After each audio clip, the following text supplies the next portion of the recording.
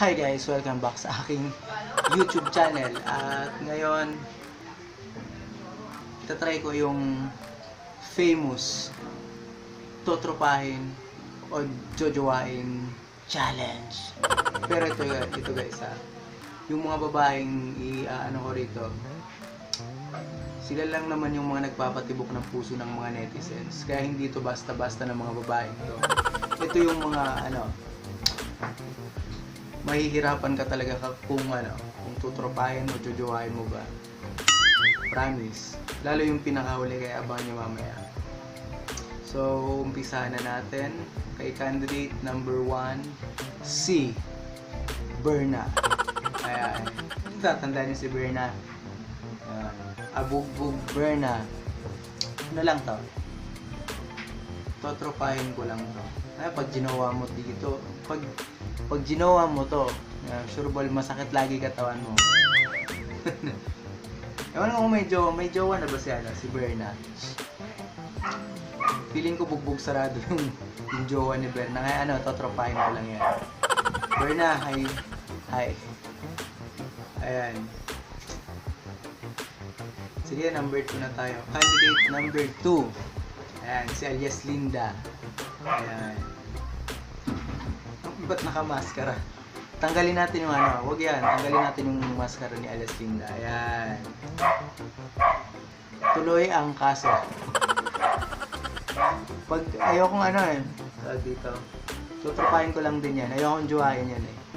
Kasi, pag naging jowa mo yan si alias Linda, laging sasabihin yan sa'yo, feeling ko ginosting mo ko, feeling ko may babae ka, lahat na lang yan, feeling niya na basto siya. Ayun, tuloy yung kaso. O, sa'yo, ikaw alias Linda, ay, asan ka ba ngayon? Dahil pa rin sigurong galit dito. Marami pa bang galit sa'yo? Wala na. Good. Candidate number 3. Ayan. Listen, look, and listen and learn. Ito yung mga gusto ko, jojowain ko to. Kasi ito yung ito yung itsura na walang lamangan. Alam mo yun? Tabla-tabla lang. Tsaka parang hindi pa to na lalaki. Hindi pa nagkakajowa na lalaki, diba? So, ayan, jojowain ko to. Tsaka marami kang matututunan sa kanya, diba? Doon pa lang sa sinabi niya, listen, look, and listen and learn. Ang lalim nun. Halos isang buwan walang nakaintindi sa sinabi niya yan. Pero nung naarok nila yung meaning, ayan, ang lalim ng meaning nun. Listen, look, and listen and learn. So, ayan, jojowain ko yan. Ayan, candidate number 4, Micaela Mansuni, aka ECQ Violator. Ito, jojowain ko din to. Hindi dahil maganda yan jojowain ko yun kasi kaya lang. Kasi pupuntahan ka niya kapag jowa ka niya kahit pa makapag-violate siya ng ECQ rules. Ganun kanyang mamahalin. Kaya kang ipaglaban yan kasi kita mo, otoridad nga nilalabanan eh. Diba? So ayun, jojowain yan si Micaela. Ayan, candidate number 5, Mystica. Ayan. Hindi, wag yan, hindi dyan blooming si Mystica, yung isa. Yan. Si Mystica, yan? Ayoko jowain. Totropahin lang yan si Mystica. Kasi pag ginawa mo yan, mura araw-araw abutin mo kay Mystica. Pero pag tropa mo yan, kahit mura-murahin ganyan, okay lang, diba?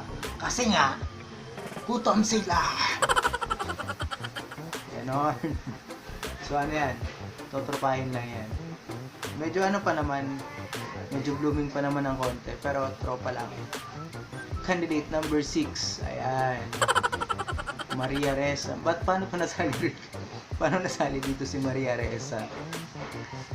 Ayun, ano lang to, totropahin. Kasi pag ginawa mo yan, baka sabihin fake news lang, ginawa mo siya, diba? Fake news lang yan. Hindi mo yan jowa. Okay lang sana, ano, kasi walang lamangan din sa itsura eh. Alam, tropa lang talaga, tropa. So, Maria Ressa, tropa ka lang. Candidate number 7, Mahal. Ayan. Ito, ano to, Jojo Wine. Si Mahal, Jojo Wine. Ito, kasi ano yan eh. Kaya maliit lang yan, mababa lang. Kaya, hanggang dito ko lang yan sa ano eh, saktong-sakto si Mahal eh. Kaya, level na level siya eh. Hahawakan mo lang sa ulo eh. Jojo Wine, mabait kasi si Mahal, mabait. So, ano yun, Jojo Wine na lang. Ayan, candidate number 8. Ayan, si Leng. Kain Fei Fei. Ano kaya kung nakain na yung Fei Fei? Hindi ko alam kung ano, tawag dito. Hindi na siya nag-endorse no ano. Ano lang, totropahin lang to, totropahin. Kasi ano eh, Kain Fei Fei.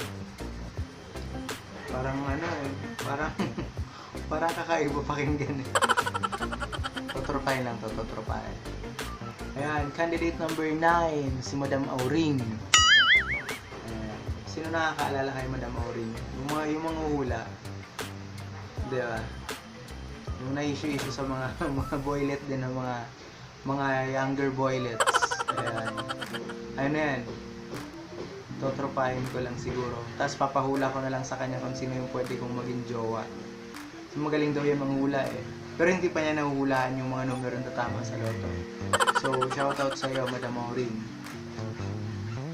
Ito yung pang finale. Ayan. Last candidate natin, si Mother Sita. Ayan. I-ano natin, yung isang picture na yan. Yung isang picture. Ayan. Si Mother Sita. Ano to? Jojo Wine to, Jojo Wine. Kasi magaling ano eh. Magaling tong sumayaw.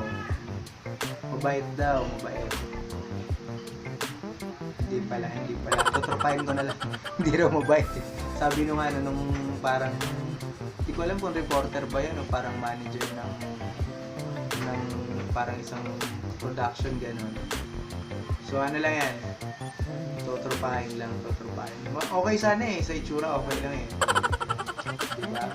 Mukha siyang kabayo, mukha akong unggoy. So parang ano lang, level. Alam mo. So, that's it for today, mga kafafa. Wala, feeling ko ayoko na magjowa, magagalit yung asawa ko. So, bye guys.